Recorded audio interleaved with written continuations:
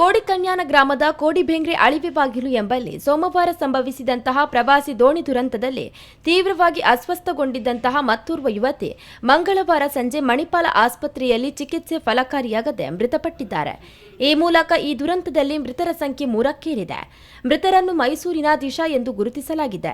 ಈ ದುರಂತದಲ್ಲಿ ಚಾಮರಾಜನಗರದ ಜಿಲ್ಲೆಯ ಹರವಿ ಗ್ರಾಮದ ಶಂಕರಪ್ಪ ಹಾಗೂ ಚಾಮರಾಜನಗರ ಜಿಲ್ಲೆಯ ನರಸೀಪುರ ತಾಲೂಕಿನ ಮೂಗೂರು ನಿವಾಸಿ ಸಿಂಧು ಸೋಮವಾರ ಮೃತಪಟ್ಟಿದ್ದರು. ತೀವ್ರವಾಗಿ ಅಸ್ವಸ್ಥಗೊಂಡಿದ್ದಂತಹ ಮಣಿಪಾಲ ಆಸ್ಪತ್ರೆಯ ಐಸಿಯುನಲ್ಲಿ ಚಿಕಿತ್ಸೆ ಪಡೆಯುತ್ತಿರುವ ಧರ್ಮರಾಜ ಚಿಕಿತ್ಸೆಗೆ ಸ್ಪಂದಿಸುತ್ತಿದ್ದಾರೆ ಎಂದು ತಿಳಿದುಬಂದಿದೆ. ಇವರೆಲ್ಲ Mysuru gold Christ India private limited ಖಾಸಗಿ ಕಂಪನಿಯಲ್ಲಿ ಉದ್ಯೋಗಿಯಾಗಿದ್ದಾರೆ. ಮೈಸೂರಿನಿಂದ 2 ದಿನಗಳ ಪ್ರವಾಸಕ್ಕೆ ಬಸ್ಸಿನಲ್ಲಿ ಬಂದಿದ್ದು ಒಟ್ಟು 28 ಮಂದಿಯ ತಂಡ ಮಲ್ಪೆ ಕದಿಕೆಯ ಹೋಮ್ ಸ್ಟೇನಲ್ಲಿ ಉಳಿದುಕೊಂಡಿದ್ದರು.